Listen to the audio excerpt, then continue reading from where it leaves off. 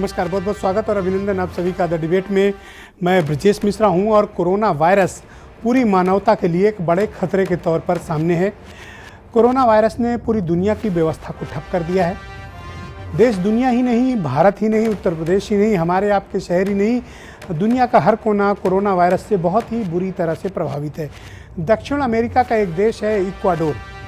यहाँ हालात इतने ज़्यादा बिगड़ चुके हैं, सरकार का सिस्टम फेल हो गया है, पब्लिक हेल्थ सिस्टम वहाँ पर धराशायी हो गया है। वहाँ पर बड़ी तादाद में कोरोना वायरस से लोग मारे गए हैं। वहाँ पर सरकारी अस्पताल हो या प्राइवेट, वहाँ इलाज लगभग ना के बराबर है। हालात कुछ ऐसे, आज इंटरनेशनल मीडिया में कुछ इस तरह के वीडियोज़ वहाँ चल रहे थे जो बेहद डरावने, खौफनाक और लोगों को डर से भर देने वाले हैं। वहाँ लाशें सड़कों पर पड़ी हुई हैं, कारों में पड़ी हुई हैं, एम्बुलेंस में लाशें पड़ी हुई हैं, लोगों को ट्रीटमेंट नहीं मिल पा रहा है। कोरोना वायरस ने इक्वाडोर को बुरी तरह से अपनी गिरफ्त में ले लिया है। ये गरीब देश है जो शायद अपने लोगों को बेहतर इलाज की सुविधा उपलब्ध नहीं करा पा रहा है और समय रहते यहाँ पर इंतजामात नहीं हुए, उसका खामियाजा इक्वाडोर भुगत रहा है। ईश्वर का धन्यवाद है कि अभी तक भारत में स्थितियाँ हमारे नियंत्रण से बाहर नहीं हुई हैं। आज जो रिपोर्ट है वो बताती है कि हमारे यहाँ मामले 17,656 के आसपास बढ़ गए, यानी हम 18,000 की तरफ बढ़ रहे हैं और भारत में मरने वालों की संख्या भी करीब 560 के आसपास पहुंच चुकी है। 560 हमारे यहाँ डेथ अब तक रिपोर्ट हो चुकी हैं। ये सरकारी आंकड़ा है। उत्तर प्रदेश में भी ग्राफ घटने के बजाय या ग्राफ फ्लैट होने के बजाय लगातार बढ़ रहा है और यूपी में आज फिर 84 नए केसेस मिले हैं और यूपी में केसेस की संख्या अब 1184 हो गई है और 18 लोगों की मृत्यु उत्तर प्रदेश में रिपोर्ट हो चुकी है। हम संपूर्ण लॉकडाउन में हैं, उसके बावजूद कोरोना वायरस के केस लगातार बढ़ते जा रहे हैं और हमारे यहाँ दिनों दिन नए केसेस का मिलना ये बताता है कि ट्रांसमिशन इसका रुका नहीं है और लोगों के बीच ये फैल रहा है। कल्पना करिए कि अगर हम लॉकडाउन में नहीं होते तो हमारे क्या हालात होते और लॉकडाउन की इस अवधि में जितना आक्रामक तरीके से हमें टेस्ट करना चाहिए, क्या हम उस टेस्टिंग में जा रहे हैं, ये भी एक गंभीर प्रश्न है। 23 मार्च से जब से हम लॉकडाउन की पोजीशन में, उसके बाद से लेकर अब तक उत्तर प्रदेश में करीब 34,000 टेस्ट अब तक हो पाए हैं, जिनमें कुछ के रिजल्ट भी अभी अवेटेड हैं। हमें टेस्ट लगातार बढ़ाना होगा, तभी हम संक्रमित लोगों को सोसाइटी से बाहर करके, आइसोलेट करके उनका इलाज कर पाएंगे और उनको और असंक्रमित लोगों को अलग कर पाएंगे। ये दुनिया भर के हालात हैं। 23 मार्च को जब यूपी में लॉकडाउन अनाउंस हुआ था, उस वक्त यहाँ पर महज 32 केस थे, 32। उसके बाद आज है 20 अप्रैल और आज की डेट में 1184 मामले हो गए हैं। यानी ये ग्राफ घटने के बजाय लगातार बढ़ रहा है। पूरी दुनिया में बढ़ रहा है। पूरी दुनिया में तकरीबन हम 24.5 लाख के आसपास की आबादी अब तक संक्रमित हो चुकी है और तकरीबन 1,67,000 लोग कोरोना वायरस से मारे जा चुके हैं। ये कोई डर फैलाने की बात नहीं है, लेकिन ये खतरनाक बात है। कोरोना वायरस हमारे आपके बीच है और ये खतरा न तो टला है और न अभी कोई टलने वाला है। लिहाजा आप सबकी सतर्कता, आप सबकी गंभीरता इसको रोक पाएगी, यही एक महत्वपूर्ण कारक है। अब जब हम लॉकडाउन में हैं, दुनिया भर की परिस्थिति बेहद बिगड़ रही है।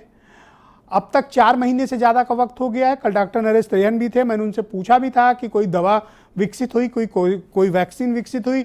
जवाब था नहीं। दुनिया का कोई मुल्क, यहाँ तक कि अमेरिका भी, जिसके यहाँ 40,000 से ज़्यादा मौतें रिपोर्ट हो चुकी हैं, उनके पास भी कोरोना से लड़ने की कोई वैक्सीन नहीं है। लिहाजा बचाव ही इसका सर्वश्रेष्ठ इलाज है कि हम कैसे बचाव करें और ज़्यादा से ज़्यादा टेस्ट करें। ये हमारे ऊपर निर्भर करता है। डराना आपको मकसद नहीं है, लेकिन दुनिया भर की तस्वीर और हकीकत आपको पता रहना चाहिए कि भाई दुनिया भर में क्या चल रहा है, दुनिया भर के मुल्क इस हालात से कैसे निपट रहे हैं। और जिसको ये लगता है कि आने वाले 3 मई को, 10 मई को, 15 मई या 20 मई तक कोरोना वायरस ख़त्म हो जाएगा, तो ये आपकी भारी गलतफहमी है। जर्मनी की चांसलर ने अभी पिछले दिनों स्टेटमेंट दिया था कि उनको इस संक्रमण रोकने में अक्टूबर तक का वक्त लग सकता है। जर्मनी जैसा मुल्क जिसके पास दुनिया की सर्वश्रेष्ठ इलाज की सुविधाएं हों, उनको इतना टाइम लग सकता है। तो भारत जैसे देशों में अगर हम घर के भीतर रहेंगे तभी इसको रोक पाएंगे। ये हमारी पहली बड़ी चिंता है। भारत 3-4 फ्रंट पे एक साथ लड़ रहा है। पहला तो कोरोना से लड़ रहा है, दूसरा भारत भूख से लड़ रहा है, तीसरा भारत बेरोजगारी से लड़ रहा है और चौथा हमारे यहाँ सामान्य कामकाज, दैनिक आजीविका चलाने वाले जो लोग हैं, जो भुखमरी का संकट जिनके समक्ष आने वाले कुछ समय में खड़ा हो सकता है, हम उनकी लड़ाई लड़ रहे हैं। क्योंकि हम संपूर्ण लॉकडाउन में हैं, एक विकासशील देश है, हमारी अर्थव्यवस्था इतनी अच्छी नहीं है, लिहाजा हमको मल्टी फ्रंट पर इस तरह की लड़ाइयाँ लड़नी पड़ रही हैं। हम बचेंगे कैसे, एक बड़ा सवाल है। सरकारों के पास इसके क्या कोई ठोस उपाय हैं? तो अभी कोई ठोस उपाय नहीं है। अभी डिस्ट्रिक्ट टू डिस्ट्रिक्ट या केस टू केस बेसिस पे हम उसको हैंडल कर रहे हैं। सम टाइम बड़ा कन्फ्यूजन भी हो रहा है कि क्या खुल रहा है, क्या बंद हो रहा है। हम लॉकडाउन में होम डिलीवरी की व्यवस्था को बेहतर करने के बजाय हमने एक गलत फैसला किया था कि हमने मार्केट ओपन कर दी हैं। ये एक गलत फैसला है जिसके कारण सोशल डिस्टेंसिंग के नियमों का पालन नहीं हो पा रहा है। लेकिन हमने खोला है क्योंकि हम होम डिलीवरी की व्यवस्था को अब तक इतने दिनों के बाद भी बहुत बेहतर नहीं कर पाए। तो आने वाले वक्त में हमारे समक्ष चुनौतियां किस प्रकार की हैं, दुनिया किस मुहाने पर खड़ी है, संकट कितना बड़ा है और हम आप कैसे बचें। भारत जैसे विकासशील देश जिनकी अर्थव्यवस्था भी नाजुक दौर में हो, वो देश कोरोना से कैसे लड़ें। दुनिया में यूनाइटेड नेशन हो, यूरोपियन यूनियन हो, ये सब नाकाम हो चुके लोग हैं। इन्होंने दुनिया को में मदद पहुंचाने के बजाय ये अपनी अपनी लड़ाइयों में व्यस्त हैं। दुनिया का कोई मुल्क एक दूसरे को मदद नहीं कर पा रहा क्योंकि हर कोई उसी मुसीबत से जूझ रहा है। 1-2 महीनों के भीतर दुनिया में हालात कितने बदल गए हैं, उसका एक छोटा सा उदाहरण आपको देना चाहता हूँ। 2 महीने क्रूड ऑयल यानी जो कच्चा तेल है जिसका हम आप इस्तेमाल करते हैं, ये तकरीबन $35 $40 प्रति बैरल के आसपास था। और आज शाम को अभी जब मार्केट क्लोज हुई है तो $10 प्रति बैरल के आसपास ये तेल बिक रहा है। यानी तेल पानी से भी सस्ता है। अब तो शायद ये भी वक्त होगा कि आप सिर्फ ट्रांसपोर्ट कर लीजिए, बाकी तेल फ्री ले जाइए। हो सकता है कुछ ऐसे भी हालात दुनिया में तैयार हो जाएं। तो यानी पूरी दुनिया अर्थव्यवस्था के भयावह मंदी की तरफ भी बढ़ रही है। ये भी एक गंभीर चिंता का विषय है। आज इसी डिबेट को हम आगे बढ़ाएंगे और इस जितनी भी चुनौतियां हैं इन पर एक सामूहिक चर्चा करेंगे। मेरे साथ डॉक्टर दीपक दीवान मौजूद हैं, हरीशचंद्र श्रीवास्तव जी इस कार्यक्रम में हैं, ताहिरा हसन जी भी इस कार्यक्रम में जुड़ चुकी हैं, रोहित अग्रवाल, वेदभूषण शर्मा जी मेरे साथ दिल्ली पुलिस से हैं और बीरेन सिंह जी हमारे स्टेट हेड। बहुत स्वागत और धन्यवाद। हम लोग एक ग्लोबल पर्सपेक्टिव, एक नेशनल पर्सपेक्टिव, एक स्टेट पर्सपेक्टिव, तीनों पर चर्चा करेंगे और आप सबकी राय लेंगे, मशवरा लेंगे कि इस भयानक संकट से उत्तर प्रदेश, देश, दुनिया कैसे बाहर आए। हरीश जी, सरकारों के पास कोई ठोस प्लान है? क्योंकि हम इतने अमीर लोग नहीं हैं, हमारी अर्थव्यवस्था इतनी मजबूत नहीं है कि हम करोड़ों लोगों को लॉकडाउन में डालकर बैठाए रहें और इनको फीड करते रहें। ये बहुत दिनों तक चलेगा नहीं। सरकारों के पास कोई ठोस प्लान इसका है? आप तो बहुत एग्रेसिवली अभी टेस्टिंग भी नहीं कर पा रहे हैं।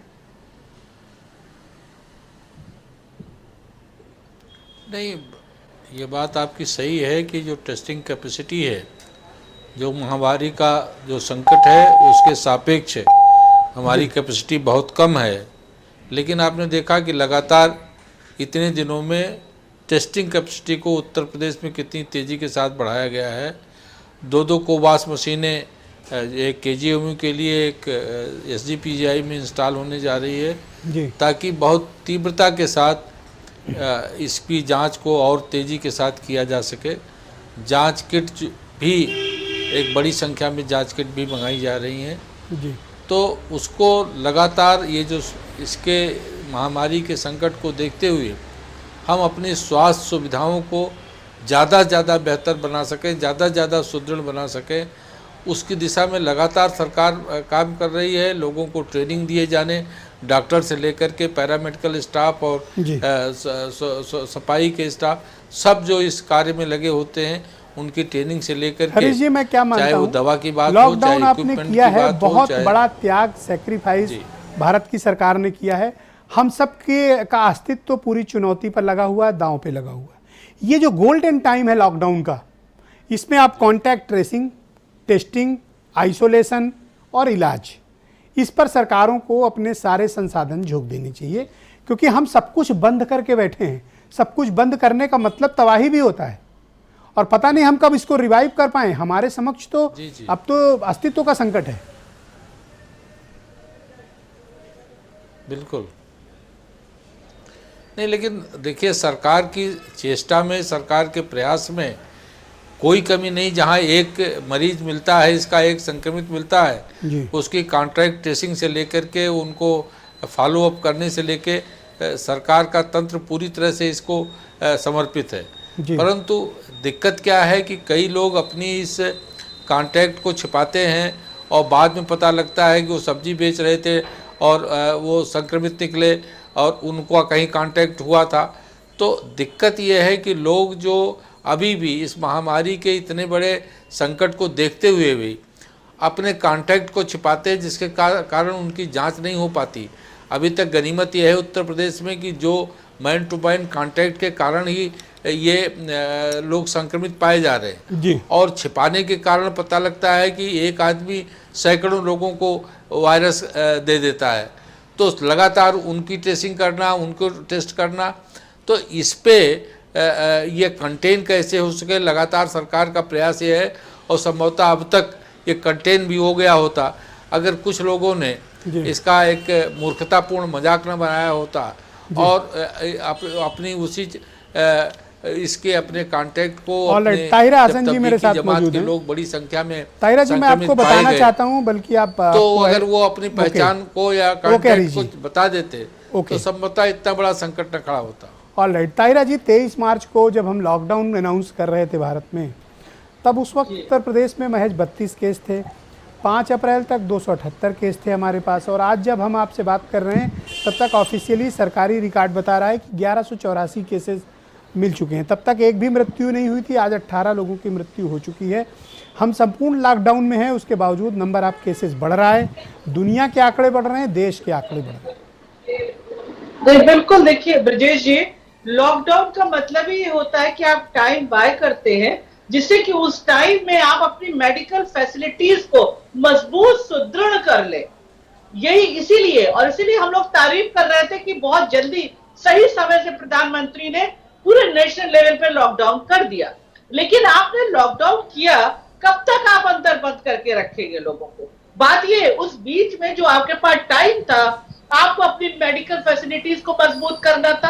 आपको टेस्टिंग, मैं बार बार कह रही हूँ, टेस्टिंग करना जरूरी है, क्योंकि बहुत से लोगों में ये सिम्टम्स दिखते ही नहीं है, बहुत समय तक नहीं दिखते, तब तक वो 50 लोगों को पूरा इन्फेक्ट कर चुके होते हैं। तो आप सोचिए कि अगर आप टेस्टिंग इतने बड़े लेवल पे नहीं करेंगे और टेस्टिंग का रिजल्ट कभी, जैसे अभी गोंडा में एक परसों नरसों पता चला, हड़कंप मच गया था कि एक आदमी मर गया, उसके एक महीने बाद रिपोर्ट आई थी, कोई इस तरह की बात हो रही है। कई छोटे शहरों में जो है वो रिपोर्ट बहुत देर में आ रही है। तो ये चक्कर है, अगर आप रिपोर्ट देर में आएगी तो वो चीज जो है, जिसको ये इन्फेक्ट हुआ है जो आदमी, वो काफी लोगों को तब तक इन्फेक्शन पहुंचा चुकेगा। आप उसको जल्दी इसकी रिपोर्ट भी आए और ज्यादा लैब्स बनाइए और उसको बाकायदा आइसोलेशन में ले जाइए। अगर आप उसको आइसोलेशन में नहीं ले जाएंगे तो वो और लोगों को इन्फेक्ट करेगा, और जाहिर है अगर कहीं कम्युनिटी से इन्फेक्ट होना शुरू हो गया तो बहुत मुश्किल होगा। क्योंकि देखिए, हमने सारे डॉक्टर्स जितने हमारे पास थे, सब डॉक्टर्स हमारे लग गए, नर्सेस लग गई, मेडिकल पैरामेडिकल स्टाफ हमारा लगा, हमारी पुलिस लगी हुई है अपने परिवार को छोड़ के, हमारी नर्सेस अपने परिवार को छोड़ के वहां लगी हुई है। आप कब तक इस तरह से करेंगे कि उनको और बर्डन करते जाएंगे? बल्कि आपको जो यंग डॉक्टर्स है उनकी भी टीम लानी होगी और आपको आइसोलेशन में ले जाना होगा टेस्टिंग करके। ऑलराइट डॉक्टर दीपक दीवान, 2-3 गंभीर प्रश्न आज देश में खड़े हुए हैं, चाहे दिल्ली के केसेस हों, बॉम्बे के केसेस हों, आपके समक्ष आए होंगे, कि जिनमें जरा भी लक्षण नहीं है, ना तो उन्हें बुखार है, ना उन्हें कोई खांसी है, ना उन्हें कोई सिर दर्द है, ना उनको कोई बदन दर्द है, ना उन्हें जुकाम है। उसके बावजूद जब उनके टेस्ट कराए गए तो वो पॉजिटिव निकले, कोई लक्षण ही नहीं थे। आखिर ये वायरस का इतना बिहेवियर पैटर्न जो बदल रहा है इसका दिन प्रतिदिन, ये बहुत चिंतित करता है। देखिए, इस चीज़ के 2 पहलू हैं। एक तो इनको हम लोग एसिम्प्टोमेटिक कैरियर कहते हैं। एक पहलू अच्छा है कि जिसमें है ये उसको हानि नहीं पहुंचा रहा है, तो उसके लिए तो अच्छा है। लेकिन इसका दूसरा बहुत खतरनाक पहलू ये है कि ये डिटेक्ट नहीं हो रहा है, तो ये जो अपने कॉन्टैक्ट्स है उसमें फैल रहा है ये। तो इसका तो यही है कि इसमें टेस्टिंग करके ही पता चल सकता है, और इसमें टेस्टिंग बढ़ाने से ही ये इसका निवारण होगा। टेस्टिंग बढ़ाई जाए और ऐसे लोगों को आइसोलेट किया जाए और उनको आइसोलेशन में रखा जाए, और उनमें लक्षण आए तो उनको ट्रीट किया जाए, और जब तक वो नेगेटिव ना हो, जब तक इनके 2 सैंपल नेगेटिव ना हो, तब तक इनको आइसोलेशन में रखा जाए। तो ये इनको एसिम्प्टोमेटिक कैरियर कहते हैं, और ये बेहद खतरनाक है सोसाइटी के लिए। आज दिल्ली और मुंबई में आपने देखा होगा, मुंबई में तो तकरीबन 50 से ज़्यादा पत्रकारों में कोरोना वायरस पॉजिटिव आया, जो फील्ड में काम कर रहे थे, ये उनमें लक्षण प्रतीत हुए हैं। तो इसी को तो कम्युनिटी ट्रांसमिशन कहते हैं, और किसे कहते हैं? बिल्कुल, ये तो है कम्युनिटी ट्रांसमिशन। कम्युनिटी ट्रांसमिशन यही है। पत्रकार जो भी हैं या जिनमें भी आया, वो भी किसी ना किसी के कांटेक्ट में आए होंगे केस के, तो ये मेरे ख्याल से कम्युनिटी ट्रांसमिशन की बिल्कुल बिगनिंग है। और इसमें दिल्ली में और बॉम्बे में तो स्थिति मुश्किल हो जाएगा। दिल्ली और बॉम्बे में तो स्थिति काफ़ी नाजुक है और वहाँ पर तो केसेस काफ़ी तेज़ी से बढ़ रहे हैं। और ये आने वाले बाकी शहरों में भी ये सूचक है कि ऐसा बिल्कुल आने वाले जिन शहरों में स्थिति अभी कंट्रोल में लग रही है या कम केसेस हैं, आने वाले समय में उन शहरों में भी ये स्थिति बिल्कुल हो सकती है। तो इसके लिए हमें बिल्कुल तैयार रहना है और ज़्यादा से ज़्यादा लोगों के इन्वेस्टिगेशंस हों, और अगर ऐसे कोई भी एसिम्प्टोमेटिक कैरियर हैं जिनमें लक्षण नहीं आ रहे हैं उनको तुरंत आइसोलेट किया जाए और उनको जब तक वो दो बार नेगेटिव ना हो जाए उसके बाद भी उनका 2 वीक्स तक क्वारंटाइन करने की जरूरत होती है ऐसे पेशेंट। ओके, हम क्वारंटाइन तो कर दे रहे हैं, लेकिन तमाम जगहों से शिकायतें आ रही हैं कि वहाँ कोई कंपाउंडर तक नहीं जाता, डॉक्टर तो छोड़िए। आप क्वारंटाइन कर रहे हैं तो उस वक्त का, उस अवधि का बेहतर इस्तेमाल हो। हम कॉन्टैक्ट ट्रेसिंग करें, उनकी जांच कराएं। जिनको क्वारंटाइन में रखा हुआ है, अगर किसी में जरा भी लक्षण प्रतीत होते हैं, किसी की कॉन्टैक्ट हिस्ट्री है, तो हमें इमीडिएट उसकी जांच में जाना चाहिए। आप पूल टेस्टिंग में जाना चाहते हैं, okay fine, go ahead, no issue, but किसी न किसी तरह का उसका एक टेस्ट जरूर करिए। जो भी क्वारंटाइन हो रहे हैं उसमें टेस्ट होना चाहिए। और यहाँ पर जो अभी कल भी काफ़ी जो पेशेंट पॉजिटिव आए थे वो ऑलरेडी क्वारंटाइन में थे, उसमें से कुछ बाहर के थे, 7 बाहर के थे, और बाकी जो क्वारंटाइन पेशेंट थे उसमें लक्षण आने पर जो है उनको टेस्ट किया गया। तो क्वारंटाइन वालों का क्वारंटाइन तो करना ही है और टेस्ट भी करना है, और अगर उनमें कोई लक्षण आए तो उस हिसाब से फिर उनका इलाज भी बहुत ज़रूरी है, वरना वो फिर अपने लोगों में, बाकी लोगों में और समुदाय में इसको बीमारी को फैलने का बिल्कुल डर है और हो ही रहा है। इसकी कोई वैक्सीन बन पाई दुनिया भर में अभी? देखिए, वैक्सीन बनने का जो समय होता है उसमें किसी भी वैक्सीन बनने में 10 साल लगते हैं, तो इसको बहुत स्क्वीज़ कर दिया गया है। तो स्क्वीज़ करने के बावजूद भी इसमें 1 से 1.5 साल लगेगा। फर्स्ट स्टेज टेस्टिंग वैक्सीन की हो गई है, उसके बाद सेकंड होगी, थर्ड होगी। तो इसमें कम से कम अगर मिनिमम आप इसको बहुत स्क्वीज़ करें, बहुत टेलीस्कोपिक करें, तब भी उसमें 6 महीने लग जाएंगे और उसके बाद उसका प्रोडक्शन होगा। ये वायरस जितने भी होते हैं म्यूटेट करते हैं। कुछ वायरस है जैसे हेपेटाइटिस सी हुआ, HIV हुआ, इसका आज तक वैक्सीन ही नहीं बन पाया। तो वैक्सीन बनने की होप है, लेकिन अभी वैक्सीन स्टेज 1 में ही टेस्टिंग चल रही है, और अगर वैक्सीन बनेगी तो उसमें कम से कम 6 महीने लगेंगे। एक बात बताइए, क्या दुनिया ने कोरोना वायरस का पीक देखा या पीक आना अभी बाकी है? आपका अनुभव और स्टडी क्या कहती है? नहीं, अभी पीक कुछ कंट्रीज़ में तो आ गया, बट दुनिया ने अभी पीक नहीं देखा है। पीक अभी देखा नहीं है, कुछ कंट्रीज़ में ही पीक आया है, बाकी में इसका पीक आना बिल्कुल है। अभी हमारा इतना बड़ा देश है, इसमें पीक अभी आना बाकी है, इसमें कोई शक नहीं है। अमेरिका में पीक आने वाला है, यूरोप में कुछ कंट्रीज़ में आ गया, कुछ में आने वाला है। तो अभी पूरा दुनिया ने पीक नहीं देखा है इसका, इसमें कोई शक नहीं है। हमारे लिए भी पीक बाकी है अभी? बिल्कुल, हमारे लिए पीक आना बाकी है। इसमें तो ये तो गवर्नमेंट का डाटा है कि पीक अभी आना बाकी है। कब तक, कितना वक्त लग सकता है इसमें? कम से कम अभी 4 से 6 हफ्ते लग सकते हैं पीक आने में। ये हमें इन 4 से 6 हफ्ते बहुत सावधान रहना? बिल्कुल, बहुत सावधान रहना है। अभी आज का मैं डाटा देख रहा था, अभी 50% डिस्ट्रिक्ट्स में कोरोना नहीं है, लेकिन कुछ डिस्ट्रिक्ट्स में है और उनमें बढ़ रहा है, कुछ में कंट्रोल भी हुआ है। तो ओवरऑल अगर आप कंट्री का देखें तो पीक आना बाकी है, बट कुछ एरिया में ये पीक कर रहा है। और ये फ्री भी हो रहा है, जैसे गोवा में आया है कि वो कम्प्लीटली फ्री हो गया है, अंडमान में भी एक ही पेशेंट बचा है। तो कुछ जगह ये फ्री हो गए, कुछ एरिया हो गए हैं, बट वो एरिया वल्नरेबल हैं। सब हम लोग इतने क्लोजली नेट एरियाज हैं, इतने वेल कनेक्टेड हैं, इतने पोरस बॉर्डर्स हैं हम लोगों के स्टेट्स के, डिस्ट्रिक्ट्स के, तो वो वल्नरेबिलिटी तो अभी बनी हुई है और आने वाले कुछ समय तक बनी रहेगी, उसमें कोई शक नहीं है। ऑलराइट, वेदभूषण जी, बहुत शुक्रिया आपका। मैं आपसे जानना चाहता हूं कि पुलिस एकदम फ्रंट लाइन पे है इस पूरे प्रकरण में, कोरोना वायरस में जो कुछ भी लॉकडाउन पूरे देश में चल रहा है, पुलिस वालों के समक्ष किस प्रकार की चुनौतियां आ रही हैं? क्या पुलिस वालों को पर्याप्त PPE किट या दस्ताने या आप लोगों को बाकी मेडिकल इक्विपमेंट्स दिए गए हैं? क्योंकि पुलिस सबसे फ्रंट लाइन में रह के इस लॉकडाउन में कोरोना के खिलाफ लड़ाई में है। आप लोग के समक्ष क्या चुनौतियां हैं? फोर्स थक तो नहीं रही है? आपके पास रिजर्व पुलिस फोर्स वगैरह सब मौजूद है ताकि आने वाले समय में अगर ये अवधि बढ़े तो आप लोग हैंडल कर पाएँ? जी राजेश जी, ब्रजेश जी, ये अप्रत्याशित रूप से एक विपत्ति पूरे हिंदुस्तान पर, पूरे विश्व पर आई है। इसके लिए कोई तैयार नहीं था, ना पुलिस डिपार्टमेंट तैयार था, ना डॉक्टर, ना केवल हिंदुस्तान, पूरा विश्व इसके लिए तैयार नहीं था। ये टाइम कमी निकालने का नहीं है। बहुत से लोग चैनल पर बैठकर कमी निकालते हैं सिस्टम में। ये अचानक आई विपत्ति है जिसका हम लोग फेस कर रहे हैं, तैयारी कर, रास्ते ढूंढ रहे हैं। जहां तक पुलिस का संबंध है, पुलिस एक फर्स्ट रेस्पॉन्डर के रूप में इसमें काम करती है, और जिस तरह से पुलिस के खुद उसके विक्टिम हो रहे हैं, वायरस के विक्टिम हो रहे हैं। दिल्ली में आप देखेंगे, मेरे पास में ही यहाँ पर चांदनी महल एरिया है, पूरा थाना इन्फेक्टेड हो गया। उसके अलावा एक मॉडल टाउन पुलिस कॉलोनी है, वहां पुलिस वाला अपने घर गया, पुलिस कॉलोनी के अंदर आया। ये बीमारी एक ऐसी बीमारी है, ना खाकी से डरती है, ना ये डॉक्टर के इंजेक्शन से डरती है, केवल ये सोशल डिस्टेंसिंग से डरती है, जिसके लिए पूरी दुनिया को, पूरे हिंदुस्तान को, हम सब लोगों को मानसिक रूप से तैयार होना होगा। कुछ ऐसा वर्ग है समाज के अंदर, मैं नाम नहीं लेना चाहता, जो इन चीजों को समझने के लिए जानते हुए तैयार नहीं है। केवल उनका यह कहना है कि ऊपर वाले ने ये हमको विपत्ति दी है, इसे ऊपर वाला ही ठीक करेगा, जबकि ऐसा नहीं है। मैं आप एग्जांपल देता हूं, एक छोटा सा कंट्री है साइप्रस। मैं यूनाइटेड नेशंस मिशन के अंदर भारत सरकार की तरफ से वहां पर पोस्टिंग रही थी मेरी। उस कंट्री के अंदर इतने समझदार लिटरेट लोग हैं और वहां भी मुस्लिम्स हैं। मैं आपको एक चीज बताऊं, 1/3 कंट्री पर मुस्लिम है, बाकी पर ग्रीक क्रिश्चियंस रहते हैं। यदि किसी को दूध लेने के लिए घर से बाहर कदम रखना है तो पहले वहां के लोकल थाने को सूचना देगा कि मैं 2 थैली दूध लेने जा रहा हूं, या मुझे घर का सामान लेने के लिए, ग्रोसरी लेने के लिए जाना है। जब तक थाने से परमिशन नहीं आएगी वो घर से बाहर कदम नहीं निकालेगा। परंतु हिंदुस्तान में एक फैशन बन गया है मार्केट जाना, घूमना फिरना, बेवजह जाना। वजह हो जाओ। अभी 22 तारीख से रमजान आ रही है, हमारे लिए टेस्टिंग टाइम है।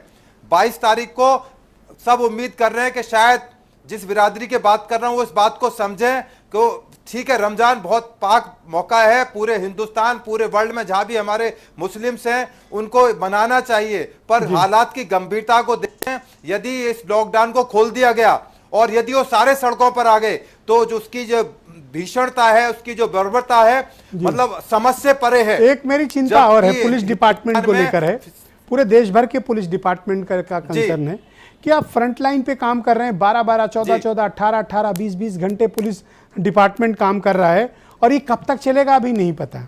क्या बैकअप में हमारे पास इस तरह के अरेंजमेंट्स राज्यों में हैं कि अगर एक फोर्स हमें हटानी पड़े तो दूसरी हमने कुछ रिजर्व में व्यवस्था कर रखी है उसकी? और जा रहे हैं दिल्ली का, यस गो अहेड, क्योंकि बैरक्स खाली करा ली गई हैं आसपास के। और मेरा संपर्क उनसे टूट गया है, वेद भूषण जी से। मैं कोशिश करूंगा कि उन तक मैं दोबारा पहुंचूं और उनकी राय को सम्मिलित करूं। मेरे साथ रोहित अग्रवाल हैं, राष्ट्रीय लोकदल के प्रवक्ता हैं। भाई रोहित जी, उत्तर प्रदेश 2-3 फ्रंट पे लड़ रहा है। एक फ्रंट है कोरोना का, दूसरा फ्रंट है भूख का, तीसरा फ्रंट है बेरोजगारी का, चौथा फ्रंट है ग्रामीण क्षेत्र के लोगों की, किसान भाइयों की, मजदूरों की समस्या का, पांचवा फ्रंट है दैनिक आजीविका, जो डेली बेजेस के लोग हैं उनकी समस्या, शहरी क्षेत्र के लोगों की अपनी अलग दिक्कतें हैं, इंडस्ट्री वगैरह सब बंद पड़ी हुई हैं, बाजार बंद पड़े हुए हैं। आखिर इस लॉकडाउन की अवधि में हमें जो काम करने चाहिए, सरकारें उसके लिए तैयार हैं? उनके पास कोई ठोस प्लान है या नहीं है? देखिए, मैं आपको एक चीज़ सबसे क्लियर करना चाहूँगा कि ये जो जितने फ्रंट्स आपने बताए हैं, इसमें से ज़्यादातर फ्रंट से देश काफ़ी टाइम से लड़ रहा है। तो कोरोना की वजह से जो एक फ्रंट तैयार हुआ है वो शायद एक खाली कोरोना जो एक थिंग है वो है कि कोरोना से हमको एक नई लड़ाई लड़नी है। इसके अलावा अभी मैं देख रहा था कि सब लोग ये कह रहे थे कि भाई हम इस चीज़ के लिए क्रिटिसाइज ना करें। देखिए, हमारे पास कोई दवा नहीं है, हमारे पास कोई वैक्सीन नहीं है, तो हमारे पास एक ही ऑप्शन है कि जो इनविजिबल जो हमारा एनिमी है हम उसको मार दें। तो हमें कोरोना के वायरस को मारना है अपने देश से। उसको मारने का सिर्फ एक ही तरीका है कि आप सैनिटाइजेशन बहुत बेटर करिए और कहीं ना कहीं आप जो आपके केसेस हैं उनको ट्रीट कर पाइए। अभी जो भारत ने लॉकडाउन किया है इसके अंदर ना तो वो किसानों की समस्या को कहीं भी हैंडल कर रहे हैं। देखिए, हम भूखमरी में हम कभी नहीं जाएंगे। अगर आप किसानों की समस्या को हैंडल कर लीजिए तो हम कभी भी हमारा देश के अंदर, क्योंकि हमारे देश की जो रीढ़ है, जो अर्थव्यवस्था की रीढ़ है वो है खेती और किसानी, तो हम भुखमरी में कभी नहीं जाएंगे। ये बिल्कुल मैं आपको मतलब इस चीज के लिए मैं आपको निश्चिंत करना चाहता हूं। लेकिन उसके लिए हमें जो किसान है उसके मनोबल को नहीं टूटने देना है। उसके लिए हमें किसानों के लिए काम करना पड़ेगा और हर फ्रंट खोल के काम करना पड़ेगा। अभी तक हमने किसानों के लिए जो पैकेज दिया है वो सिर्फ एक आई वॉश है, वो सिर्फ एक धोखा है। उसमें कहीं ना कहीं हमें किसानों को, जैसे अभी इन्होंने खरीद की बात की कि हम किसानों की खरीद करेंगे गेहूं की, वो आपने सेंटर्स खोल दिए, 10-10 किलोमीटर दूर किसान कैसे जाएगा भाई? आपके कोई भी ट्रांसपोर्टेशन अलाउड नहीं है, कुछ भी नहीं है, आपको किसान के खेत पे जाके खरीद करनी चाहिए। करेक्ट, लेकिन सरकार कहीं भी जिस ये गुड आइडिया कि किसान के खेत पे जाके खरीद करिए, तो आप, दैट्स अ गुड आइडिया। तो देखिए, अगर आप किसान को बचा लोगे तो आप भुखमरी से बच जाओगे। और रही बात कोरोना की, तो कोरोना को हराने का सिर्फ और सिर्फ एक तरीका है कि अपनी मेडिकल फैसिलिटीज को आप इंप्रूव करिए। देखिए, जो अभी रैपिड टेस्टिंग किट की बात करते हैं, ये भी एक आई वॉश है, इसके अलावा कुछ नहीं है। क्योंकि कल जब दिल्ली में एसिम्प्टोमेटिक जो बिना लक्षण शो किए हुए जो 165 केसेस आए हैं, इस तरीके के केसेस पीसीआर टेस्टिंग से ही पकड़े जा सकते हैं, रैपिड टेस्टिंग किट से नहीं पकड़े जाएंगे किसी भी हालत में। तो ये जो रैपिड टेस्टिंग किट है, ये भी एक तरीके का आई वॉश है। तो सरकार को इन सब आई वॉश से बचना है और जुमलेबाजियों से बचना है। सरकार को एक्चुअली फील्ड पे और काम करना लॉकडाउन की पड़ेगा, अवधि में तभी हमें ज्यादा से इस ज्यादा कोरोना को टेस्ट हरा करके पाएंगे। संक्रमित लोगों को अलग करना है। ऑलराइट, हाँ, ज्यादा से ज्यादा बिल्कुल हमें टेस्ट करने हैं। और हमको ये चीज देखना है कि चाहे वो इंडस्ट्री फ्रंट पे हो, चाहे वो किसान के फ्रंट पे हो, और चाहे वो मिडिल क्लास के फ्रंट पे हो, हमको किसी को छोड़ के नहीं हमारे साथ चलना जुड़ है। चुके हैं। क्योंकि भाई अगर वीरेन आप जी, ये कहते क्या हैं कि नहीं, अपडेट मिडिल क्लास तो ओके है, है उत्तर वो प्रदेश कर से लेगा। आपके पास? आज क्या क्या इनिशिएटिव्स लिए गए, क्या गुड न्यूज़ है? क्या अभी भी हमारे पास बुरी खबरें हैं? नंबर ऑफ केसेस अभी भी बढ़ रहे हैं? जो तमाम फूड और सप्लाई चेन है, इनके क्या हालात हैं? इलाज के फ्रंट पे क्या कुछ चल रहा है उत्तर प्रदेश में? ब्रजेश जी, देखिए, आज उत्तर प्रदेश के 3 नए जिले चपेट में आए हैं। लेकिन अच्छी बात यह है कि 8 जिले कोरोना मुक्त भी हुए हैं। बरेली है, शाहजहांपुर है, बाराबंकी है, प्रयागराज है, लखीमपुर है। ये सब जिले जो है, हाथरस है, ये लोग आज कोरोना मुक्त हो गए हैं। यहाँ एक भी पेशेंट नहीं है। लेकिन सुल्तानपुर, मऊ, एटा, यहाँ पर एक एक मरीज मिल गया है। और लखनऊ में 179 मरीज हैं इस समय, और नोएडा भी 100 पहुंच गया है, और आगरा 241। ओके। तो मौत की 52 जिले करीब उत्तर प्रदेश के चपेट में है इस समय, और 18 लोगों की करीब मौत की पुष्टि है। यानी यूपी में 52 डिस्ट्रिक्ट तक, जो 40-41 था, वो अब हम 52 52 डिस्ट्रिक्ट में केवल 23 जिले हमारे पास बचे हैं जहां पर ये नहीं फैला। हाँ, 52 जिलों तक पहुंच चुके हैं कोरोना के पेशेंट। ओके। अच्छा, एक चीज आपने अभी ये सवाल किया था कि अभी ये पीक आया है या नहीं। हाँ हाँ, किया था, बिल्कुल तो किया। आज ICMR की एक रिपोर्ट है कि अभी पीक हिंदुस्तान में नहीं आया है। My God. हिंदुस्तान में पीक आना बाकी है, और 30 अप्रैल तक आएगा। यानी कि आज 20 तारीख है, और आने वाले 10 दिन में कोरोना के मरीजों की संख्या बहुत बेतहाशा बढ़ने वाली है। ये भारत सरकार के Indian council of medical research की रिपोर्ट है। और दूसरा, संक्रमण बढ़ेगा, जांच तेजी से होंगी, चीज़ें आएंगी, उसके बाद ये थोड़ा डाउन होगा मई में। ये सब बातें सुनने को मिल रही हैं, हो रही हैं। लेकिन सबसे बड़ी बात यह है, जो स्वयं पर संयम रखने की बात है, और हम सरकार के नियमों का, लॉकडाउन की गाइडलाइन का कितना पालन करते हैं, तमाम तरह की बातें इस पर होती रही हैं, होनी भी चाहिए। लोग घरों में ऊब रहे हैं, जिनके पास पैसा नहीं है, जिनके पास खाने पीने की व्यवस्था नहीं है, तमाम सारी इस देश में दुश्वारियां हैं। गरीबों का यह देश है। जी ब्रजेश जी, आप सवाल खड़ा करते रहे हैं इस देश में जो बड़े बड़े लोग हैं, जो पूंजीपति हैं, जो ब्यूरोक्रेट्स हैं, जो राजनेता हैं, जिन दुधन्ना सेठ हैं, कि उनका व्यापार हर साल बढ़ता है। IAS अफसर की जो ACR है वो एक्सीलेंट है, लेकिन उत्तर प्रदेश गरीब कैसे रहता है, उत्तर प्रदेश पिछड़ा कैसे रहता है? जब हर अफसर एक्सीलेंट काम कर रहा है तो प्रदेश फिसड्डी कैसे है? वाह, बहुत बड़ा $1 मिलियन क्वेश्चन आपने है ना? खड़ा किया है। आई अप्रिशिएट यू, मैं तो आपकी ये सराहना करता हूँ। इसीलिए एक साहित्यकार ने, ब्रजेश जी ने लिखा था कि कौम के गम में डिनर खाते हैं हुकाम के साथ, और रंज अफसर को तो बहुत है मगर आराम के साथ। करोड़ों की जनता- बात कह दी भाई वीरेन जी। डॉक्टर साहब सहमत है ना? जनता मर जाए, लेकिन उनको कोई बहुत असर पड़ने वाला नहीं है। बड़ी बड़ी गाड़ियों में, बंगलों में बैठ के लोग मौज मस्ती कर रहे हैं। कुछ अधिकारी हैं संवेदनशील हैं। सरकार करीब 17 से 19 जिले ऐसे हैं जहां की जिला अधिकारी और SP की कार्यशैली से नाराज है। उन पर कब कार्रवाई करती है, क्या करती है, बहुत सारी बातें हैं। लेकिन पूरी दुनिया में 1.25 लाख लोग मर चुके हैं कोरोना से, और 22 लाख लोग इस समय पीड़ित हैं। हिंदुस्तान में ये फिगर नहीं आने देनी है, इसका संकल्प हमको लेना है। और हम हर रोज ये संकल्प दोहराते हैं कि हमें घर से नहीं निकलना है, हमको ताजी सब्जी के लिए रोज चौराहे चक्कर नहीं लगाना है, रोज चटिया लगा के शाम को कॉलोनी में बातचीत नहीं करनी है। लेकिन लोग मान नहीं रहे हैं, और सरकार ने एक नई और गाइडलाइन दी है। ये हम लोगों का एटीट्यूड इतना बेपरवाही वाला क्यों रहता है वीरेन जी? आप तो लोगों के बीच रहते हैं, थोड़ा क्या दिमाग है इन लोगों का? थोड़ा डॉक्टर साहब कोई बताइए, समझना चाहते हैं। ब्रजेश जी, हमारे यहाँ समझाने से कम और डंडा से ज़्यादा समझते हैं लोग। डॉक्टर साहब तो दवाई लिखने वाले आदमी है, वो क्या समझेंगे? अगर पुलिस आज पिटाई करने लगती लखनऊ में तो बहुत सारी चीज़ें काबू में आ जाती।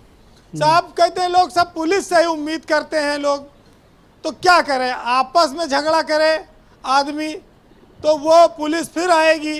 तो पुलिस अगर जो काम कर सकती है इस दुनिया में सारा काम जब पुलिस उत्तर प्रदेश में कर रही है तो ये भी करे। और हम लोग, हमारे यहाँ कोई मानने, कोई तम्बाकू खाने के लिए परेशान है, ब्रजेश जी गली गली घूम रहा है, कोई कह रहा है कहीं 2 घूंट पीने को मिल जाए, कोई कह रहा है चाय सवेरे। अभी इस पे मैं क्या तो बोलूँ, अब ये तो निजी लोगों के शौक हैं, इस पे क्या कहा जाए? अरे शर्मा का चाय का होटल लखनऊ बंद है, कितने लोगन के सुबह से जो है वो अपने टॉयलेट नहीं जा पाते, कितने लोग ताजी हवा नहीं खा पा रहे हैं। ये सब 40 दिन का एक प्रतिबंध लोग नहीं झेलने को तैयार हैं। ये मनमानियों का समाज है, ये नियम कानून लोकतंत्र का बहुत ज्यादा फायदा लोग उठाते रहे हैं। बहरहाल हम लोग की उम्मीद लोगों से यही अपील करते रहे और करते रहेंगे। लेकिन अगर नहीं मानोगे तो अस्पताल में पहुंचोगे, क्वारंटाइन होगे, 14 दिन निकल नहीं पाएंगे, अपने आप समझ में आ जाएगा। और फैलाएंगे भी बाकी लोगों में। सबसे जरूरी तो यही है, अपना तो हानि करेंगे, दूसरों की भी हानि अब करेंगे। तो सरकार ने ये कह दिया है कि जहां 2 लोग मरीज कोरोना पॉजिटिव होंगे हम उसको हॉट स्पॉट बना देंगे। सील कर तो हॉट स्पॉट बनेगा तो सीलिंग हो जाएगी, तो सीलिंग हो जाएगी तो ये जिनको बीड़ी तम्बाकू और दारू की जरूरत है ये सब धरी रह जाएगी, ताजी सब्जी भी नहीं मिलेगी। कुछ स्टेट्स ने तंबाकू भी बैन कर दिया, क्योंकि तंबाकू खाने के बाद थूकने से भी वायरस फैलता है। तो कुछ स्टेट्स ने तंबाकू बैन कर दिया और पब्लिक स्पिटिंग भी बैन कर दिया, उस पर बहुत बड़ा फाइन भी लगाया है। तो ये भी एक इम्पॉर्टेंट है कि तंबाकू भी जब बैन लग गया वीरेन जी, खा रहे हैं लोग या कॉलोनियों में कैसे? मतलब अभी पकड़ा जा रहा है, लोग कोशिश कर रहे हैं, महंगे दामों पर भी मंगा रहे हैं, खाने की पूरी कोशिश है। देखिए नशा मानता नहीं है, नींद नहीं आती, दारू पीने वाले को 2-2, 3-3 बजे रात तक बिस्तर में छटपटाता है, तो तमाम सारी परेशानियां बताता है, घर वालों पे गुस्सा करता है, तमाम सारी। यहाँ पर इस देश की माया विचित्र है, इसको ब्रजेश जी जंजीर में बांध दो तो ये न मानेंगे, ये दीवार तोड़ के निकल जाएंगे, वो लोग हैं। बहरहाल कोरोना ने कुदरत के उस चीज़ का एहसास कराया है कि जो अदृश्य सत्ता बैठी है, जो बहुत बार लोग ये समझते थे कि कुदरत से भी वो विज्ञान आगे हो गया। अभी आपकी बात सुन के ये रोहित इतना सन्नाटे में क्यों चले गए हैं? हो सकता है कोई शौक रखते हो, पता नहीं शौकीन हैं कि नहीं। अग्रवाल साहब नहीं वीरेंद्र जी, आप बहुत अच्छी तरीके से जानते हैं, हम तो शराब के विरोधी हैं। नहीं, और तो अच्छी हम बात नहीं, मैं आप कैसी बात कर रहे हैं? मैं तो पहले कह रहा हूँ आप अचानक से बहुत गंभीर हो गए, इस पे हम लोगों ने चर्चा की। कोरोना ने कुदरत की महत्ता को समझाया है हमको। कुदरत ने जो इस पृथ्वी पर हरियाली गायब हो रही है, अत्यधिक भीड़ बढ़ रही है, डिमांड बहुत ज़्यादा है, सप्लाई बहुत कम है जी, तो ये सब चीज़ों का कहीं ना कहीं कोरोना पर भी असर है। 4 लाइनें मैं कहूँगा जी कि कुदरत का कहर भी जरूरी था साहब, वरना हर कोई खुद को खुदा समझ रहा था, और जो कहते थे कि मरने तक की फुर्सत नहीं है, वे आज मरने के डर से फुर्सत से घरों में बैठे हैं। बहुत बहुत शुक्रिया आपका वीरेन जी, बहुत बहुत धन्यवाद।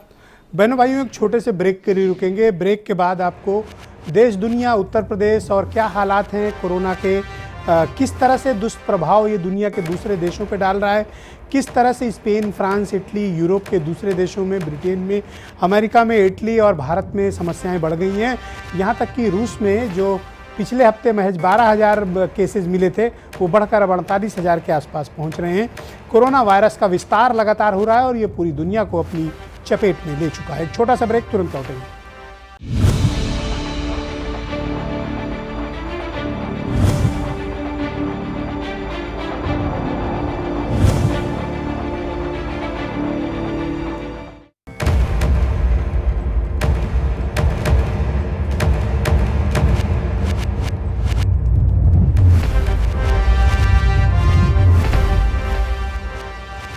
इस बीच रूस ने अपनी टेस्ट करने की कैपेसिटी से दुनिया को चौंकाया है। रूस ने पिछले कुछ हफ्ते के भीतर 20 लाख से ज़्यादा कोरोना वायरस के टेस्ट करके अपनी लेबोरेटरीज़ की क्षमता को एक बार फिर से दिखाया है। यह जर्मनी से ज़्यादा टेस्ट कर लिए हैं रूस ने, और अब तक उसके यहाँ 47,000 से ज़्यादा कोरोना वायरस के केसेस पाए जा चुके हैं। रूस में इस वक्त टेस्ट करने की तादाद अचानक उन्होंने बहुत ज़्यादा बढ़ा दी है, क्योंकि ये बात सरकारों को समझ में आ रही है कि टेस्ट के अलावा कोई विकल्प नहीं है। हमें संक्रमित मरीजों को सोसाइटी से अलग करके, आइसोलेट करके उन्हें इलाज या फिर उन्हें जो कुछ भी क्वारंटाइन या जैसी भी व्यवस्थाएं हैं हमें तत्काल देनी पड़ेगी, क्योंकि एक भी मरीज अगर सोसाइटी के भीतर छूट गया तो वो देश दुनिया ही नहीं पूरी मानवता के लिए एक बड़ा खतरा है।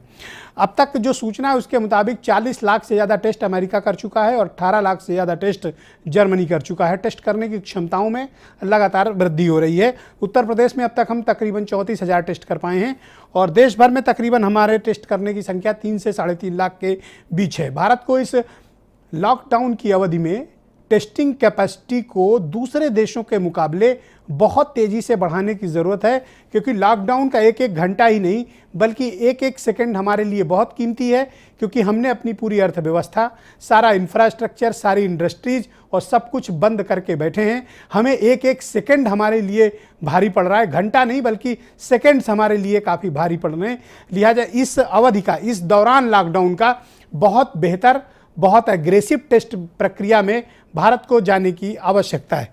हरीश चंद्र श्रीवास्तव जी, क्या आप इस तथ्य से सहमत हैं कि हमें टेस्टिंग की प्रक्रिया को और तेज किया जाना चाहिए? बिल्कुल सहमत हैं और पूरी सरकार इसके लिए कार्य भी कर रही है और सभी ये मानते हैं, जो विशेषज्ञ हैं और जो विशेषज्ञों की राय सुनते हैं, सब इस बात को समझते हैं कि टेस्टिंग कैपेसिटी बढ़ा करके हम ज़्यादा से ज़्यादा इन केसेज को ट्रैक कर सकते हैं और उनको इलाज करके कोरोना मुक्त कर सकते हैं।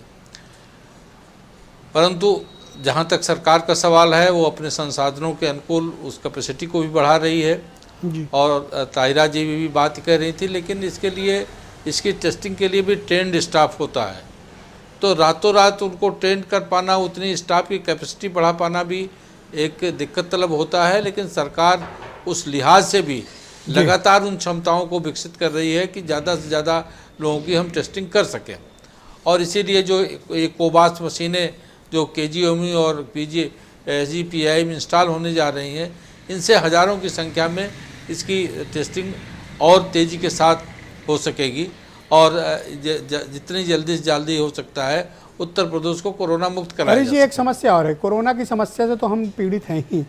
देखिए, जो डेली वेजेस लोग हैं, चाहे वो शहरी क्षेत्र में हो, अर्बन एरिया में, सेमी अर्बन एरिया में हो, ग्रामीण क्षेत्र में हो, मजदूर हो, किसान हो, सबके समक्ष रोजी रोटी का संकट है। विशेष तौर पर उन लोगों के जो दिहाड़ी मजदूर हैं, जिनको रोज़ कमाते रोज़ खाते थे, आज उनका सब कुछ बंद है। सरकार की किन्हीं स्कीम में भी वो आच्छादित नहीं है। ये वो बेचारे इस वक्त कहाँ हैं, किस हाल में, हमें नहीं पता। हो सकता है कि सरकारी सिस्टम को ये पता हो। हमें कुछ और दयालुता दिखा के सरकारों को अपनी योजनाओं में कुछ विस्तार करके और बेहतर करने की आवश्यकता है। ब्रजेश जी, लगातार सरकार उस बारे में सोच भी रही है और कर भी रही है, और ये जो कई नदियों को, मनरेगा मजदूरों को, ये जो नदियां हैं 7-8 नदियों की उसमें कार्यों में लगाया गया है कि नदियों के प्रवाह को अविरल निर्मल बनाया जा सके, और जहाँ जहाँ कई जगह ऐसी नदियाँ भी हैं जो लुप्त सी हो रही हैं, उनको पुनर्जीवित करने की दिशा में काम उनको दिया जा रहा है, और वो भी इस शर्त के साथ कि सोशल डिस्टेंसिंग का पालन करते हुए उस काम को करेंगे। इसके अलावा खेती के काम को, रोहित अग्रवाल जी ने सवाल उठाया था, खेती किसानी के काम को पूरी छूट दी गई है सरकार द्वारा, मंडियाँ खोली गई हैं, उनके साधन के मंडी तक आने जाने की साधन को, गले अनाज को ले जाने की पूरी छूट है, और सरकार ने ये भी व्यवस्था दिया है, और प्राइवेट जो आढ़ती हैं उनको भी ये व्यवस्था दी है कि वो किसान के खेत पे जाकर के अनाज का खरीद कर सकते हैं, लेकिन न्यूनतम दर MSP होनी चाहिए, ये शर्त उसके साथ लगाई है। अर्बन एरियाज में ताहिरा जी किस तरह के चैलेंजेस हैं, मजदूरों की समस्याओं इलाज के तौर पर, स्वास्थ्य के लगातार क्या चैलेंजेस हैं, लोगों के खाने पीने के क्या चैलेंजेस हैं, जो स्ट्रीट वेंडर्स हैं, दैनिक दिहाड़ी मजदूर हैं, कर्मचारी हैं, काम करने वाले लोग हैं, इनके समक्ष किस तरह की चुनौतियाँ हैं? बहुत देखिए, डोमेस्टिक हेल्पर्स जो हैं वो भी आजकल लोगों ने अपने घर में नहीं उनको बुला रहे हैं। तो उनसे बार बार मेरी भी ये उनसे रिक्वेस्ट रहती है, अपील रहती है कि भाई आप उनके पैसे ना काटिए, उनको पैसे देते रहिए, क्योंकि देखिए बहुत ज्यादा क्राइसिस में है। और खासकर मैं हरीश जी से कहना चाहूंगी कि लेबर डिपार्टमेंट को भी थोड़ा इसमें करना होगा कि जो हमारा निर्माण मजदूर है, जिसका रजिस्ट्रेशन है, हरीश जी, उसको लेबर डिपार्टमेंट थोड़ा उनके रहने और भोजन का इनका इंतजाम देखे, क्योंकि ये भी बड़ा जंग हमारे लखनऊ में है निर्माण मजदूर का। और 786 तो हमारे यहाँ मलिन बस्तियां हैं, इसमें कुछ बस्तियों में मैं जा चुकी हूँ, तो उन बस्तियों की हालत भी बहुत खराब है। एनजीओ बांट रहे हैं, लेकिन मैं फिर कहूंगी एनजीओ के बल पे नहीं चल सकता ये सब। इसको थोड़ा देखना होगा, क्योंकि भूख जो है ये इंसान को मैं बार बार कहती हूँ कि सड़क पे ला देगी, और जितनी मेहनत हमने लॉकडाउन अभी जो कम्युनिटी किचन वो सब बेकार जाएगी। और सरकार और प्रशासन द्वारा जो खाना बांटने की व्यवस्था थी, इसमें लॉकडाउन 2.0 में थोड़ी शिथिलता आई है। 1.5% स्पेंड करते हैं, ब्रिजेश जी इसको बढ़ाना होगा। ऑलराइट, हम ये देख रहे हैं कि लॉकडाउन 2.0 में ताहिरा जी, जो पहले दौर में प्रशासन का रोल था लोगों तक खाना पहुंचाना, कम्युनिटी किचन का, ये सब व्यवस्थाएं अब थोड़ी शिथिल पड़ती जा रही हैं। बिल्कुल वही मैं कह और रही वो हूं। शिथिलता अब स्पष्ट प्रतीत हो रही है कि लोगों के समक्ष खाने का संकट हो रहा है। बिल्कुल, देखिए खाने का संकट हो रहा है, लोग खाने के लिए परेशान हैं। कई बार मेरे पास फोन आता है, दोबग्गा से एक फोन आया कि हमारे पास भोजन नहीं है, तो वो जो एक्शन एड वाले कर रहे हैं, हमने उन्हें फोन किया कि प्लीज आप इसको पहुंचाइए, जो हो हम आपको देते हैं, आप इसको पहुंचाइए वहां भोजन। तो इस तरह मैं चाहती हूँ कि सरकार अपने किचन पे और स्टार्ट अब सरकार कह रही है कि साहब हम जियो टैगिंग करेंगे कि कहाँ कहाँ खाना बट रहा है। हरीश जी, प्रॉब्लम्स है, हम इसको समझते हैं, लेकिन मुझे लगता है कि आप भी अपनी सरकार से कहिए और सेंटर को भी समझना होगा कि जीडीपी का जो 1.5 हेल्थ पे है, इसको बढ़ाना चाहिए। हाँ, यस हरीश जी 10 सेकंड रिस्पॉन्ड करें प्लीज, गो अहेड। ब्रजेश जी, आपको तो ये इसकी जानकारी है ही, मैं आपके चैनल के माध्यम से सभी को ये जानकारी देना चाहता हूँ कि किसी को भी, देखिए सरकार ने जिन लोगों के राशन कार्ड नहीं थे, जो उसके नियम थे, उसको शिथिल करते हुए कम से कम 1.5 लाख राशन कार्ड ऐसे बनाए जो उस नियमों के तहत नहीं थे, और उनको भी आदरणीय योगी जी का स्पष्ट दिशा निर्देश है कि उनको भी बिना पैसे के अनाज और जो सुविधाएं हैं सरकार द्वारा प्रदत्त वो दी जाए। इसके अलावा 1076 पे हरीश जी आप बांट रहे हैं, सरकार के निर्देश जारी हो रहे हैं, आपने अपने गोदाम खोल दिए, आप अपना खजाना खोल दे रहे हैं, वेरी गुड, आई अप्रिशिएट। लेकिन आप इसका थर्ड पार्टी ऑडिट कराइए, आपके पास इतनी बड़ी पार्टी है, आप लोग खुद ऑडिट करिए, जाइए देखिए। ये जो अधिकारी बता रहे हैं ना, दरअसल फील्ड में ऐसा नहीं है। आप इन अधिकारियों के इल्यूजन और इनके काल्पनिक दुनिया से बाहर आइए, फील्ड में हालात दूसरे हैं। और मैं तो आपसे कहता हूं, सलाह देता हूं, आप थर्ड पार्टी ऑडिट करिए, अपने पार्टी के कार्यकर्ताओं को लगाइए जो ऑडिट करें और देखें कि कहां समस्या है, सरकार क्या दे रही है और लोगों को क्या मिल रहा है। थर्ड पार्टी ऑडिट करिए, कहां पहुंचा रही है भोजन। यस हरीश जी, गो अहेड। आपकी सलाह सिरोधार्य है, लेकिन मैं आपके चैनल के माध्यम से एक और अपील करता हूं कि जहां किसी को कोई दिक्कत हो, वो मुख्यमंत्री की हेल्पलाइन 1076 पे, 112 पे, 1070 पर अगर अपनी बात दर्ज करा देगा तो जो जहां है उसको मदद वहीं पहुंचेगी, उसकी समस्या का समाधान वहीं पे होगा, चाहे वो कहीं हो, प्रदेश के किसी कोने में, किसी गांव में हो, किसी वेदभूषण जी, समाधान की व्यवस्था क्या हम राशन डिस्ट्रीब्यूशन में और खाने के डिस्ट्रीब्यूशन में पुलिस सिस्टम का कोई इस्तेमाल कर सकते हैं क्या? क्योंकि पुलिस, मेरा मानना है कि अगर उस तक खाना पहुंच जाएगा तो सही हाथों तक पुलिस पहुंचा सकती है, क्योंकि आप फोर फ्रंट पे हो, आप एकदम फ्रंट लाइन पे खड़े हुए हो, और पुलिस से ज़्यादा बेहतर नेटवर्क हिंदुस्तान में किसी का नहीं हो सकता। मुझे लगता है कि थोड़ा एडिशनल पेन है, लेकिन क्या आपका सिस्टम तैयार है कि अगर इस तरह की डिलीवरी प्रोसेस में आपको लगाया जाए तो आप हैंडल कर लेंगे? बिल्कुल, मैंने आपको एग्जाम्पल दिया था जब पहले मैं बोल रहा था, तो मैंने साइप्रस एक कंट्री का एग्जाम्पल दिया था, छोटा सा कंट्री। यदि वहां किसी को कोई चीज की जरूरत पड़ती है तो वहां अपने थाने में एसएमएस करता है, मुझे दवाई चाहिए, खाना चाहिए, मुझे ब्रेड चाहिए, मुझे ये परेशानी है, वो तुरंत उसका रेस्पॉन्ड करते हैं। तो चूंकि अचानक आई हुई विपत्ति है तो इसका सॉल्यूशन निकलेगा टाइम के हिसाब से। परंतु मैं आश्वस्त करना चाहता हूं, जिस हिसाब से सरकारें काम कर रही हैं, देश काम कर रही है, और जिस प्रदेश में आप बैठे हुए लखनऊ के अंदर, वहां के जो सीएम साहब हैं योगी जी, उन्होंने आज जो लोगों के लिए एक उदाहरण दिया है उसको पूरी दुनिया को वो नहीं भूलना चाहिए। उनके पिताजी की मौत हो गई, वो अपनी फादर की डेथ में नहीं गए हैं, वो इस प्रदेश की आपकी सेवा में लगे हुए हैं। माननीय मोदी जी 24 घंटे में 18 घंटे काम कर रहे हैं। तमाम पुलिस प्रशासन और आप दिल्ली और यूपी, तमाम हिंदुस्तान के अंदर केवल और केवल एक अटेंशन है, कैसे हम इससे निकल के अभी क्या है, अभी एडमिनिस्ट्रेशन काम कर रहा है फूड डिस्ट्रीब्यूशन में कि कम्युनिटी किचन में, एनजीओज काम कर रहे हैं, और एडमिनिस्ट्रेशन की अपनी एक सिविल सप्लाई की चेन है वो करे। अभी पुलिस सिस्टम को इससे दूर रखा गया।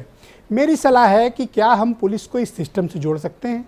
क्या पुलिस और एडमिनिस्ट्रेशन मिलकर एक कोई फार्मूला दे सकते हैं? जोड़ सकते हैं, क्योंकि पुलिस ही एक ऐसा डिपार्टमेंट है जो जनता के डायरेक्ट कम्युनिकेशन में आता है। पुलिस के पास में पूरे हिंदुस्तान के अंदर 100 नंबर की फैसिलिटीज है, कोई भी कॉल कर सकता है, फर्स्ट रेस्पॉन्डर है, किसी को भूख लग रही है, खाना नहीं है, वो कॉल कर सकते हैं। तो ये धीरे धीरे कनेक्ट होंगे, क्योंकि अब ये लगता नहीं कि जल्दी से ये लॉकडाउन खत्म होगा, इसके बढ़ने की संभावना है। तो ये एक्सप्लोर करने की जरूरत है कि पुलिस को हम ज्यादा से ज्यादा कैसे रेस्पॉन्डर बनाएं, खाने की फैसिलिटी दी जाए, क्योंकि 24/7 एक यही डिपार्टमेंट है, खाना 24 घंटे पूरे हिंदुस्तान में आप भी सलाह से सहमत हो सकते हैं कि हम ये फूड डिस्ट्रीब्यूशन और सप्लाई चेन को पुलिस के साथ जोड़ दें? मुझे लगता है कि पुलिस चूंकि फ्रंट लाइन पे है, वो बेहतर तरीके से रिस्पॉन्ड करेगी और सही जगहों तक, सही हाथों तक चीजें पहुंच पाएंगी जो प्रशासन किन्हीं वजहों से नहीं पहुंचा पा रहा।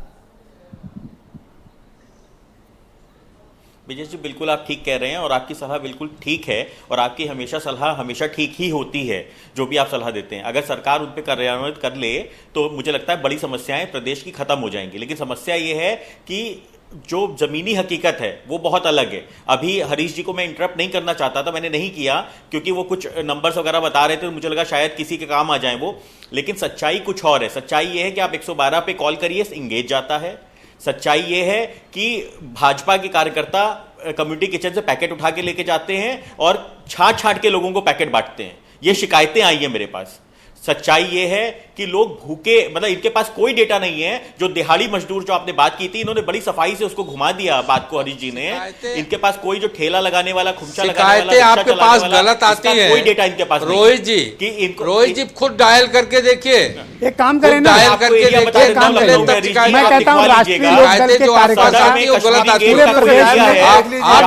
कहां बट रहा है, कहां नहीं बट रहा है, इसीलिए नहीं किया था गलत शिकायतें मत दर्ज कराइए जा सके, क्योंकि हम सब अपने घरों से हैं, हम सब अपने अपने घरों से हैं, इसीलिए मैंने आपको इंटरप्ट नहीं किया था। मैं चाहूंगा कि आप भी इंटरप्ट ना करिए, क्योंकि मैं राजनीति नहीं करना चाहता हूं। भारतीय जनता पार्टी हर चीज में राजनीति ढूंढ रही है।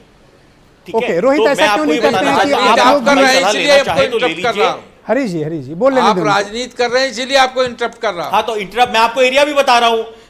सदर में कश्मीरी गेट के पीछे का एरिया है, वहां पे लोग भूखे मर रहे हैं, स्थिति है। आप जाके जांच करवा लीजिए, आप वहां पे बंटवा दीजिए राशन।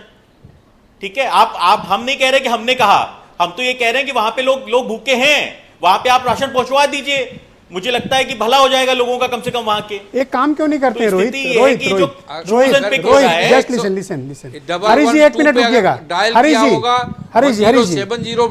जी मैं निवेदन करता हूँ, 1 सेकंड के लिए रुक जाए आप। रोहित, ऐसा क्यों नहीं करते कि आपकी पार्टी के पास भी काफी कार्यकर्ता हैं, आप एक थर्ड पार्टी ऑडिट करिए, चाहे लखनऊ के मोहल्ले हो, चाहे मेरठ हो, बुलंदशहर हो, जहाँ जहाँ आपकी पार्टी के कार्यकर्ताओं का घनत्व तो ज़्यादा है या ज़्यादा है, आप सोशल डिस्टेंसिंग का पालन करके या प्रशासन के साथ कोऑर्डिनेट करके एक थर्ड पार्टी ऑडिट करिए।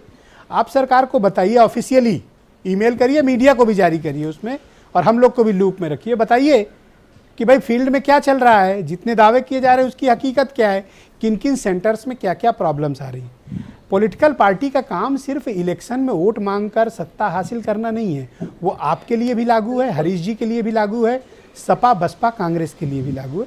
आप लोग राजनीति से ऊपर उठकर, इलेक्शन मैनेजमेंट से ऊपर उठकर थोड़ा जनहित के कुछ काम करें। सरकारों से कहीं चूक हो रही है, कोई विलंब हो रहा है, कोई परेशानी है, आप उसको पब्लिक डोमेन में डालिए, हम लोग को बताइए। रोहित, ब्रिजेश जी, इसीलिए मैं आपकी जो सलाह है वो बिल्कुल सराखों पे है, और जो ऑडिट वाली बात है हम बिल्कुल करने को तैयार हैं। इसके साथ साथ जहां जहां जरूरत होती है वहां हमारी पार्टी की तरफ से एडवाइजरी जारी हुई है, और जो अति संभव मदद है वो हमारी पार्टी के कार्यकर्ता अपने क्षेत्रों में कर रहे हैं। जिन जिन लोगों तक मदद चाहिए उन लोगों तक हम कच्चा और पका हुआ राशन पहुंचाने की कोशिश कर रहे हैं। हम इसके साथ साथ, क्योंकि एक बहुत बड़ा वास्ट एरिया है और सरकार ये क्लेम कर रही है कि हम कहीं ना कहीं काम कर रहे हैं, तो उस काम को हम चाहते हैं कि लोगों तक पहुंच जाए, जरूरतमंद तक पहुंच जाए। अमेरिका एक ऐसा मुल्क है जिनके पास दुनिया में प्रति लाख आबादी पर सबसे ज़्यादा वेंटिलेटर हैं, सबसे सर्वश्रेष्ठ चिकित्सा सुविधाएं हैं। आज मैं डेटा देख रहा था तो मुझे थोड़ी हैरानी हो रही है और डर भी लग रहा है अमेरिका की तरफ देख के कि उनके यहाँ तकरीबन 8 लाख की तरफ बढ़ रहा है उनके यहाँ केसेस का मिलना, और 41,000 के आसपास अमेरिकन की मृत्यु हो गई। और दुनिया की सुपर पावर शांत बैठी हुई है, वो कोई व्यवस्था या कोई ऐसा मैकेनिज्म नहीं दिख रहा है। पीक भी आना बता रहे हैं वहाँ, बाकी है अभी क्या पीक होगा उनका? देखिए, इसमें मैं बता दूं कि वेंटिलेटर सिर्फ जो है श्वास प्रणाली को सपोर्ट करता है, वो कोई ट्रीटमेंट नहीं है। और ये पाया गया है स्टडीज़ में कि जो पेशेंट वेंटिलेटर पे गया उसमें से बहुत कम मरीज ही वापस निकले हैं। और उन्होंने एक, हम लोग कहते हैं DNR, डू नॉट रिससिटेट, मतलब जो मरीज मर रहा है उसको हार्ट पंपिंग वगैरह ना करी जाए, तो उन्होंने इशू किया हुआ, बिकॉज वो जानते हैं कि सब कुछ करने के बावजूद भी वो मरीज जीवित नहीं बचेगा। वेंटिलेटर सिर्फ एक थोड़ा सा समय लेने के लिए, और कुछ मरीज ही वेंटिलेटर से बाहर आ पाते हैं।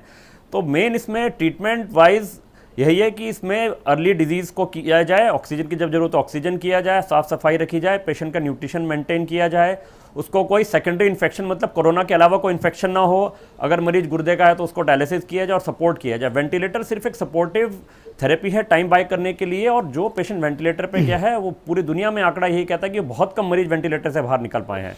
तो आज मैं कुछ इंटरनेशनल रिपोर्ट्स देख रहा था, बड़ा देख के द्रवित भी हुआ, बड़ा दुख भी हुआ कि वहाँ पर तमाम ऐसे केसेस आए कि जहाँ पर कोई उम्मीद नहीं थी, तो वेंटिलेटर का स्विच ऑफ करना पड़ा। वही मैं कह रहा हूँ, डू नॉट रिससिटेट का मतलब यही है कि अब इसमें कुछ मेहनत ना करी जाए, और जो संसाधन है तो क्या स्विच बंद कर देते हैं? नहीं, स्विच बंद नहीं करते। DNR का मतलब होता है कि अगर मरीज का श्वास रुक गई है और दिल रुक गया है तो उसमें पंपिंग ना करी जाए और बाकी चीज़ें ना करी जाए। वो भी इसलिए है ताकि जो संसाधन, लिमिटेड संसाधन हैं, वो जो मरीज बच सकते हैं, हम लोग ट्रायज कहते हैं कि जो मरीज बच सकते हैं उसमें इस्तेमाल किया जाए, और जिनमें उम्मीद नहीं है उसको अपने संसाधनों को, अपनी मैन पावर को उसमें ना व्यर्थ लगाया जाए। आपने अपनी लाइफ टाइम में ऐसे कोई सिनेरियो देखा है? आपने अपनी लाइफ टाइम में ऐसे सिनेरियो देखे हैं डॉक्टर साहब? नहीं, बिल्कुल, हमारी लाइफ टाइम में भी, ऑल्दो यूथनेसिया जो मर्सी किलिंग है वो इंडिया में लीगलाइज नहीं है, बट कुछ पेशेंट्स ऐसे होते हैं जो टर्मिनली इल हैं, उनको मल्टीपल प्रॉब्लम्स है, हार्ट की प्रॉब्लम है, किडनी की प्रॉब्लम है, ब्रेन की प्रॉब्लम है, शुगर है, एज बहुत ज़्यादा है। तो ऐसे पेशेंट्स में रिलेटिव्स भी कहते हैं कि हम और इलाज नहीं कराना चाहते, और जब हम लोगों को भी लगता है कि इसमें समय और पैसा व्यर्थ होगा तो फिर उसमें हम लोग अपने एफर्ट्स उसको दूसरी तरफ डायरेक्ट, तो हमें घर पे ही रहना पड़ेगा और कोई तरीका नहीं। बिल्कुल, इसमें और कोई तरीका नहीं। Social distancing, isolation, social distancing, case recognition, अगर केस है तो उसका आइसोलेशन एंड क्वारंटाइन जब तक वो नेगेटिव ना हो जाए तब तक करना है, और इसमें कोई तरीका पूरी दुनिया में अभी हमें नहीं दिख रहा है। बहुत बहुत धन्यवाद, और आप सभी का भी बहुत बहुत शुक्रिया इस कार्यक्रम को देखने के लिए। उम्मीद है कि आप सभी फिजिकल डिस्टेंसिंग के नियमों का पालन करेंगे, अपने घरों के भीतर रहेंगे, हाथ लगातार धुलते रहेंगे, भारत सरकार के स्वास्थ्य विभाग की गाइडलाइंस का पालन करेंगे, और कृपया घरों से मत निकलिए क्योंकि भारत में पीक आना अभी बाकी है। दुनिया खतरे में है, हम सब खतरे में हैं।